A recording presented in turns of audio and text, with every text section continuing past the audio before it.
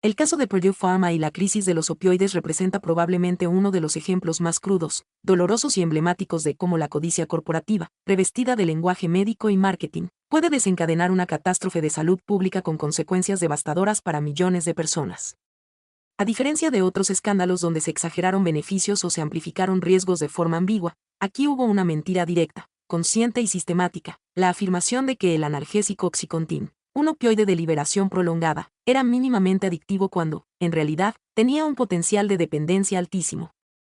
Esta falsedad, convertida en eslogan clínico y argumento de venta, alimentó una epidemia que aún hoy sigue matando. Purdue Pharma, propiedad de la familia Sackler, lanzó Oxycontin en 1996 como una solución innovadora para el dolor crónico. Hasta entonces, los opioides estaban reservados sobre todo para pacientes con cáncer terminal o dolores agudos tras cirugía. Pero Purdue presentó Oxycontin como seguro y apto para un uso más generalizado, incluso en pacientes con dolores moderados o persistentes, como dolores de espalda, artritis o lesiones deportivas. La clave: su supuesta liberación lenta evitaba los picos de euforia, y por tanto, decían ellos, eliminaba prácticamente el riesgo de adicción. Esa afirmación no tenía respaldo científico real. Era una construcción retórica vendida a médicos, farmacéuticos y pacientes como si fuera una verdad médica indiscutible. Acompañando al fármaco, se desplegó una de las campañas de marketing más agresivas de la historia moderna de la medicina. Purdue financiaba cursos para médicos, congresos, folletos educativos, y pagaba a cientos de representantes farmacéuticos para visitar consultas con mensajes cuidadosamente diseñados. El dolor es el quinto signo vital. Si un paciente tiene dolor, merece alivio, el riesgo de adicción es inferior al 1%. Se distribuían materiales que minimizaban cualquier peligro, y se promovía la idea de que la dependencia psicológica era un problema marginal. Además, se incentivaba a los médicos a aumentar las dosis si el paciente no experimentaba alivio inmediato, lo que, en realidad, aumentaba aún más el riesgo de adicción. El resultado fue predecible y devastador. Millones de personas comenzaron a recibir recetas de Oxycontin para dolores comunes. Muchos de ellos no eran consumidores de drogas ni tenían antecedentes, pero al poco tiempo desarrollaron dependencia física. Cuando ya no podían obtener más prescripciones, por costes o porque su médico empezaba a sospechar, se volcaron en el mercado negro. Algunos pasaron a consumir otras formas de oxicodona, morfina, y más tarde, heroína. En las siguientes 2 décadas, Estados Unidos y Canadá vieron multiplicarse los casos de sobredosis, adicción, delincuencia asociada al consumo y muertes prematuras.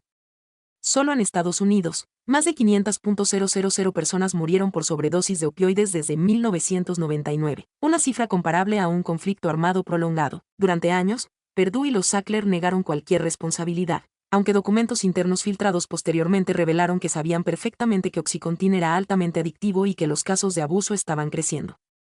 En lugar de frenar su promoción, buscaron formas de ocultarlo. Cambiaron los criterios de reporte, desviaron la atención culpando a los pacientes irresponsables y a los médicos prescriptores individuales, e incluso desarrollaron versiones reformuladas del fármaco supuestamente más seguras, mientras seguían presionando para mantener las ventas. En paralelo, otros laboratorios como Johnson & Johnson, Endo, Teva o MSK también aprovecharon la brecha para introducir sus propios opioides o actuar como distribuidores, multiplicando el alcance de la epidemia. La cadena completa, desde la manufactura hasta la dispensación, estaba implicada en una maquinaria que ya no buscaba aliviar el dolor humano, sino extraer el máximo beneficio económico de él. Las farmacéuticas negaban el problema mientras sus directivos recibían bonificaciones multimillonarias. La salud pública se había convertido en una línea de negocio, y el sufrimiento en una oportunidad comercial. Finalmente, la presión social, las investigaciones judiciales y las miles de demandas llevaron a Purdue Pharma a declararse en bancarrota en 2019. La empresa aceptó pagar más de $4.000 millones como parte de un acuerdo con estados y víctimas, aunque ni los Sackler ni muchos de los directivos fueron condenados penalmente. La familia logró mantener buena parte de su fortuna, y muchos consideran que el castigo fue más simbólico que real. Los monumentos, museos y universidades que llevaban su nombre, gracias a años de filantropía financiada con los beneficios de Oxycontin, comenzaron a retirar sus placas. Pero el daño ya estaba hecho. Generaciones enteras arrastradas a la dependencia química por una mentira repetida millones de veces, con apariencia de ciencia y tono médico. Este caso va mucho más allá de un simple ejemplo de marketing engañoso. Representa una herida moral para el sistema de salud, demuestra que es posible legalizar una droga adictiva, disfrazarla de innovación médica, y distribuirla masivamente bajo la protección de agencias reguladoras que fallaron estrepitosamente en su deber. No fue un error puntual ni un exceso marginal. fue una estrategia deliberada para transformar el dolor en una fuente de ingresos. El sufrimiento de los pacientes se utilizó como combustible de un sistema que generó miles de millones para unos pocos y dejó una crisis de salud pública que aún hoy sigue cobrando vidas. El caso Oxycontin debería ser una advertencia permanente. Cuando se distorsiona la verdad médica para obtener ganancias, no solo se engaña al público, se siembra muerte.